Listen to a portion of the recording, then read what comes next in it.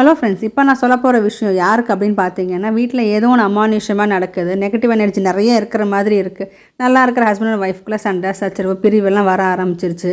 அதே மாதிரி பிஸ்னஸ் நல்லா போயிட்டு இருந்தது, இப்போ திடீர்னு பார்த்தா பயங்கர லாஸில் ஆகிட்டுருக்கு. இதெல்லாம் சில பேர் வாழ்க்கையில் இதெல்லாம் சடனாக நடக்கக்கூடிய சில விஷயங்கள் தான். நம்ம வீடு சொல்லுவோம் இல்லையா, வீடு ராசி இல்லை, இல்லைனா வீட்டில் ஏதோ ஒன்று சரியில்லை, இதெல்லாம் நம்ம யோசிப்போம். ஸோ அப்படி யோசிக்கிறவங்க, அப்படி அந்த மாதிரி நினைக்கிறவங்களுக்கு தான் இந்த ஒரு பதிவு.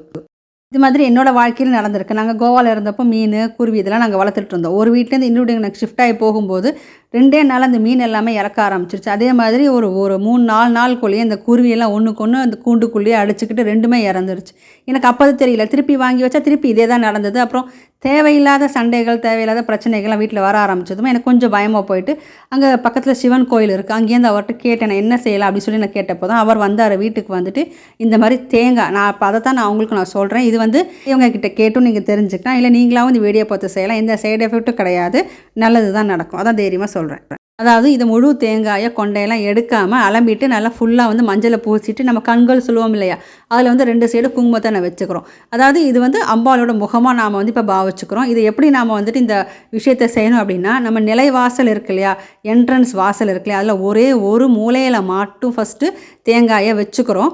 வச்சுட்டு அதுக்கப்புறம் இந்த மாதிரி நிலைவாசலில் இந்த தேங்காயை வச்சுட்டு இந்த இங்கேருந்து ஆரம்பித்து எல்லா ரூமில் இருக்கிற எல்லா கார்னர்ஸ்லேயும் எல்லா எட்ஜஸ்லேயும் தேங்காயை வச்சுட்டு முடிக்கும் போது நிலைவாசலோட அடுத்த எண்டில் கொண்டு முடிச்சிடணும்.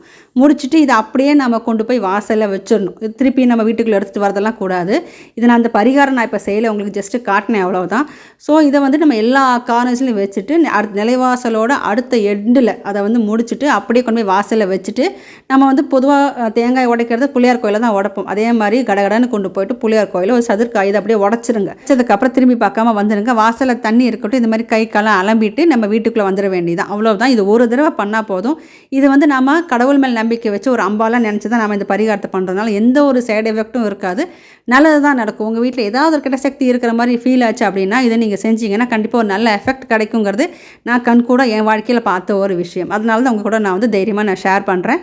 ஸோ இது நீங்கள் ட்ரை பண்ணி பாருங்கள் அப்படின்னு, நான் விளையாட்டுத்தனமாக ட்ரை பண்ணி பாருங்கள் நான் சொல்ல மாட்டேன். உண்மையாகவே உங்களுக்கு இந்த விஷயங்கள் நடக்குது என் வாழ்க்கையில் அப்படின்னு நினச்சிங்கன்னா இதை நீங்கள் இதை ஒரு கடவுள் மேலே ஒரு நம்பிக்கை வச்சு நீங்கள் செஞ்சீங்கன்னா கண்டிப்பாக நிவர்த்தி ஆகும். ஸோ இவ்வளோ தான் நான் உங்களுக்கு இன்றைக்கி சொன்னது. என் வீடியோ உங்களுக்கு பிடிச்சிருக்குன்னு நினைக்கிறேன், யூஸ்ஃபுல்லாக இருக்கும்னு நினைக்கிறேன்.